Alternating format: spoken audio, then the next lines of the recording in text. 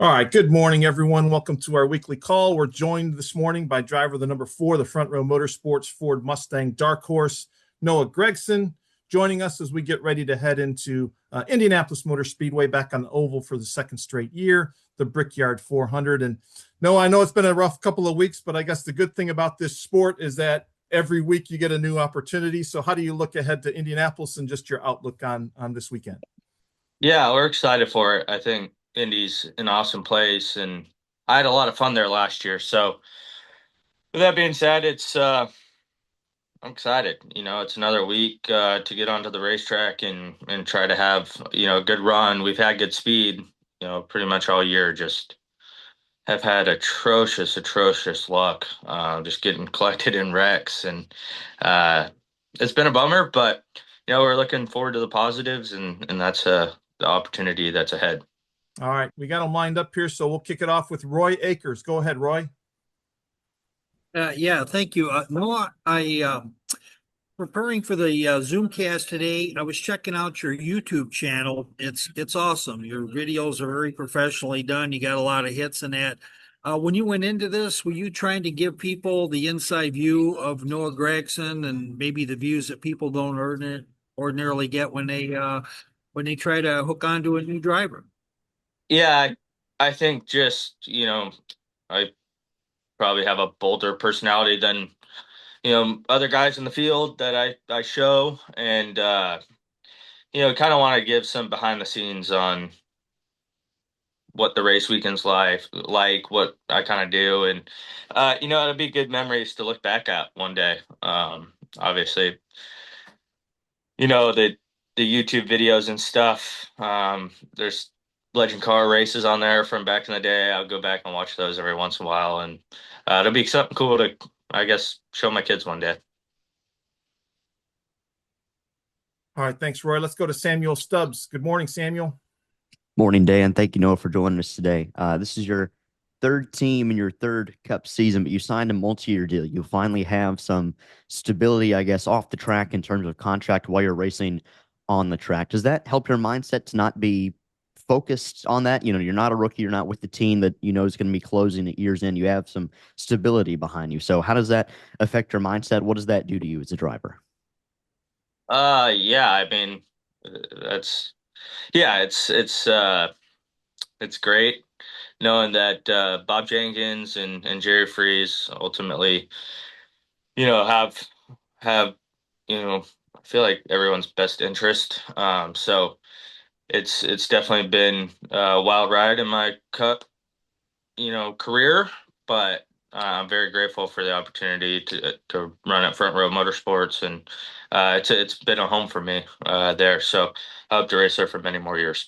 And then finally, talking to Zane earlier in the month, I asked him about the dynamic, I guess, at front row because it's all young guys now. You, himself, and then Todd. So, what is it like racing with a very young Cup Series team? You have Zane. He's been in or Todd, sorry, that's been there the longest, at least in Cup.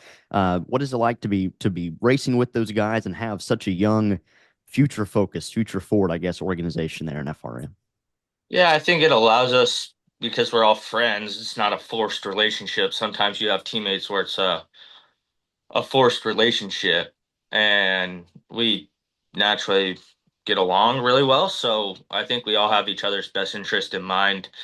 We want what's best for the organization, and we work together really well. So I've been really pleased to see how Todd and Zane and I have been as teammates. We help each other on the track, we help each other off the track, and I think having young guys, this question kind of came up last year. We had a pretty young roster over at Stuart Haas as well. And, when you get a veteran in the room, you almost become hesitant to talk. You more want to listen and take in all the information. And now I think we have really open, dialogue conversations, and we're able to, you know, speak what we really feel, where sometimes you might be hesitant when there's a veteran in the room and uh, you don't really want to open your mouth. So I think that's a positive. I think you know, we're all pretty honest with each other. And if we see something out of each other, we help. each other grow, and that's probably the most important thing, is having each other's backs. So I feel really good having Todd and Zane as teammates. I think we can keep on growing Front Row Motorsports and build it up to a an organization that just raising the standard each and every year. So I'm really confident with what we got right now, and can't wait to see what the future looks like. Thank you. Good luck this weekend. Thanks. All right, welcome back to John Newby. John, you're up. Go ahead. Thank you. So, now I was curious, you mentioned this earlier with the bad luck you guys have had.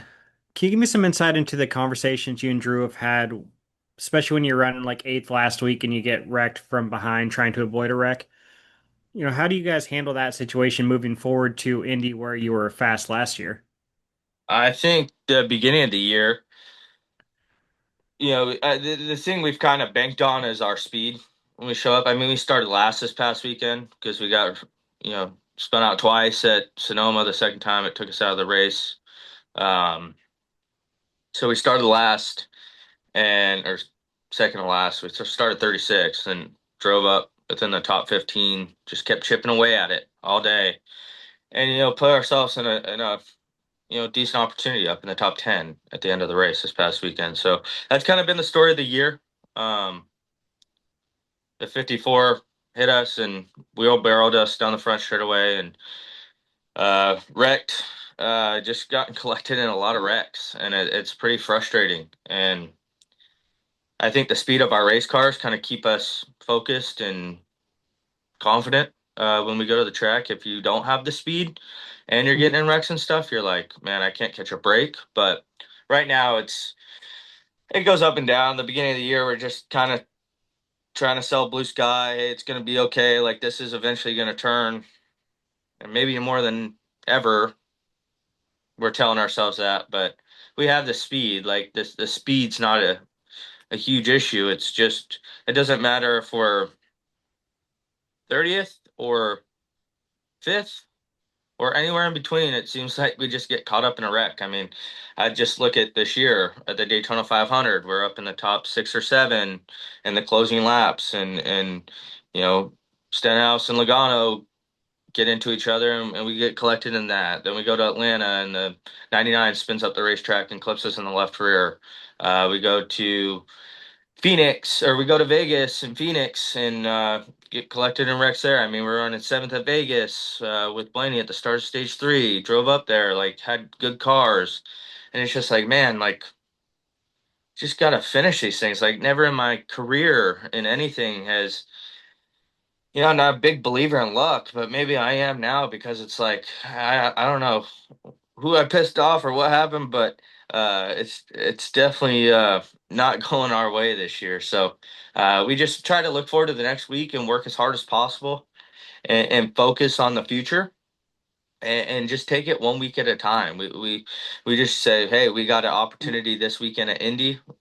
Let's prepare like we're going to try and win the race. And no matter what happens, it's definitely degrading, I would say, to wreck, and then it's almost like you don't know which way is up at times, but you just got to try and keep the confidence and stay focused. And I feel like, for as bad as it's gone this year, result wise, we've kept a pretty level head in the grand scheme of things. And I'm proud of the team we got. I'm proud of Drew. It's almost to the point right now where, I mean, we're frustrated, but like, we'll just laugh. We'll be like, come on, man. Like, dude, I don't know what to tell you, man. It's one of those years. And, we keep believing in each other. We trust each other. It'll turn around eventually. It's kind of like roulette. You keep betting on black and it's hitting red. Eventually it's got to turn, right? But we'll see. It's not a question of if, it's just when. I gotcha. Thank you for the insight, man. Yeah. Thank you, John. Let's go over to Claire B. Lang. Go ahead, Claire. Thanks. I was thinking a lot of times when you're watching the races and you're not in a car, you feel bad for somebody if they get caught up in a wreck. What was your mentality, though, going into that race, thinking the last thing I need to do is to get wrecked or get caught up in it, and then trying to avoid it, and what that is like internally and mentally for you and for drivers? Yeah, you got to be aggressive, right? But in 2023, I wrecked a lot on my own and tore up a lot of stuff. I feel like it's different this year. I I've definitely made mistakes, but a majority of the incidents have just been being an innocent bystander in the situation, in my opinion. And for those that pay attention, I feel like they probably agree. But we chipped away this weekend at it, started 36 and worked our way up in the top 15. We were running eighth when we got involved in that crash. It's challenging because you don't want to be tearing up stuff.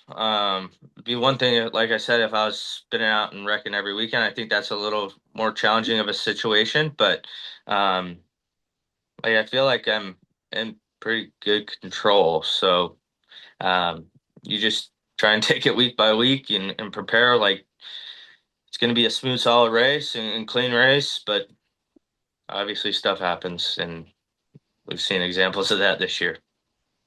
Do you feel like as you mature, because we've been watching you grow up a bit as we've covered you in this sport, do you feel like these challenges are what a lot of people go through, and that the ones that succeed really are the ones that don't let them mentally tear them apart? Because it really is a tough sport when it comes to that. Yeah, that's what they say, I guess, is yeah, the great ones go through challenges, but I don't know, I'm kind of over I just want a week to go good, but I know that it does definitely build you up during these times. Like you definitely work on yourself and focus on yourself and just try to become better when you're winning every race and you're on top of the world. You don't feel like you need a lot of improvement, but it's times when you're in the trenches where you really get down in the weeds and look yourself in the mirror and you know have a lot of recollection and reflection, I should say. So it it's tough, but get through it. And get the monkey off the back this weekend. Good luck, all right? Thank you. Yeah. Thanks, Claire. Let's move over to Leonardo. Go ahead, Leonardo. Thanks. Noah, heading ahead to Indianapolis this week, Front Row Motorsports has been qualifying really good at ovals. But what do you think the team needs this week specifically, looking forward to a good result? What do you Having think you need for a good result this weekend? A fast car, is that right? having a fast car. That's every week. Yeah, I think having a fast car and having track position, driving as fast as you can. And talking about this NASCAR in-season tournament, what are your thoughts on it on this first year? Would you change something on the format? This sort of experiments just something new for NASCAR? I like it. It's all good. No complaints. Okay. And actually, what do you think on the street racing the next year? Pretty possibly that we have the San Diego after Chicago. Yeah, I don't know. I haven't seen the schedule yet, so I can't really comment on any of that. But the street races are fun. Yeah, Okay, thanks. Good luck. All thanks. right, Leonardo. Thank you. Let's move over to Bob Pockris. Hello, Bob. Yeah, good morning. Noah, have you been paying attention at all to the fact that Bristol is going to have a baseball game between the Braves and the Reds next week? And like, what are you? I mean, you've seen them play football there, but is it bizarre at all to see baseball field there? No, I think it's really cool that they're doing that. I mean, it's out of the ordinary. I remember when who was it? Virginia Tech and who played there? Virginia Tech and Tennessee. Tennessee. Yeah, that was super cool. How they're able to transform the track in a sense, and it's just a completely different atmosphere. It's almost like when they play basketball on the aircraft carrier, where they do the Winter Classic or whatever it is, where they play it in the outdoor stadiums for hockey. It's just a different atmosphere, and I think it's really cool. And I think people want to be a part of it. So I imagine I don't know what the ticket sales are, but I imagine they're probably really good. So I know when they announced it, I was like, dang, I want to go to that. But I don't think that's in the forecast, unfortunately. But it's definitely going to be cool, just being able to race there and being a driver that has raced there and won there, knowing what that place means to me, having different sport there and demographic and just different fan base, I should say.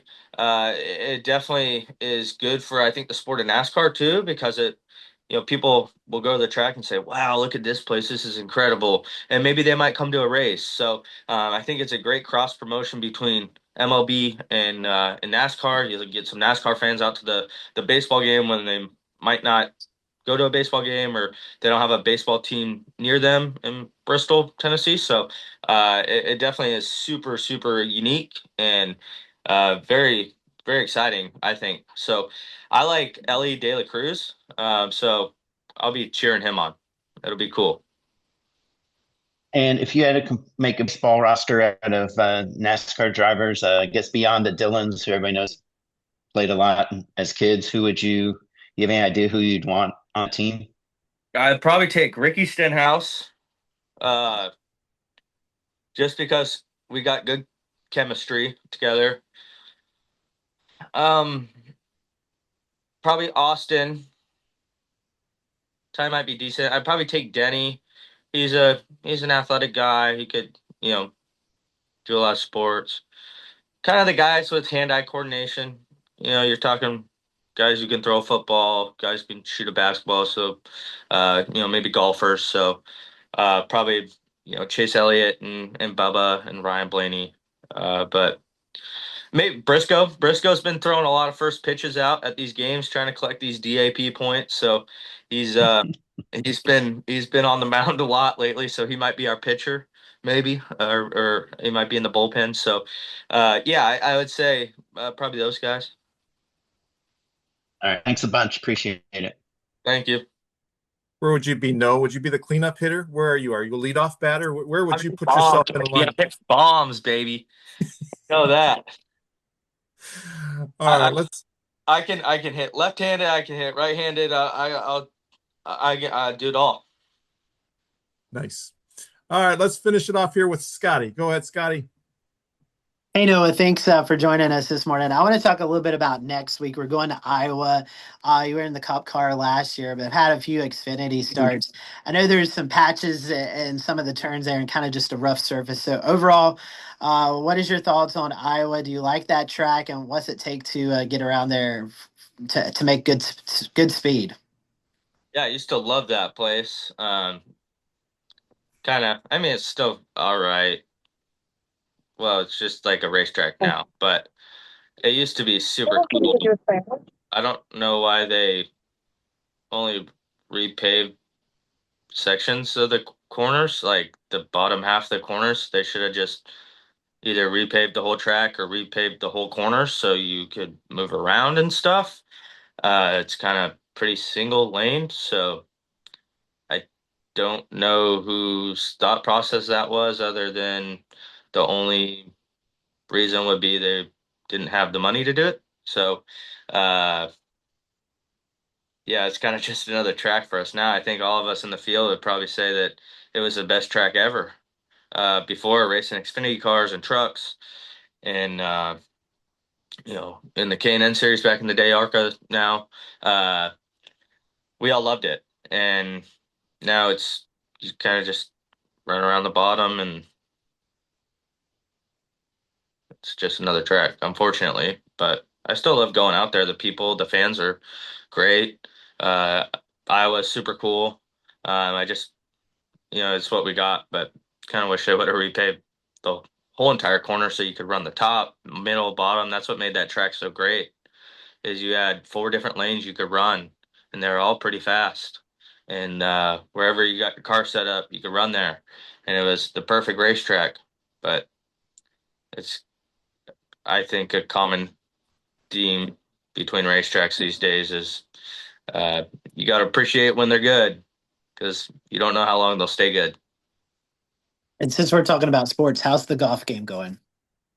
I haven't really played a whole lot. It's been way too hot out, so I haven't played a ton, but I hope to play more when it cools down for sure. It's decent. I'm like a 13.5 handicap. Not great. Not too bad though. Thanks, Noah. Appreciate it. Thank you.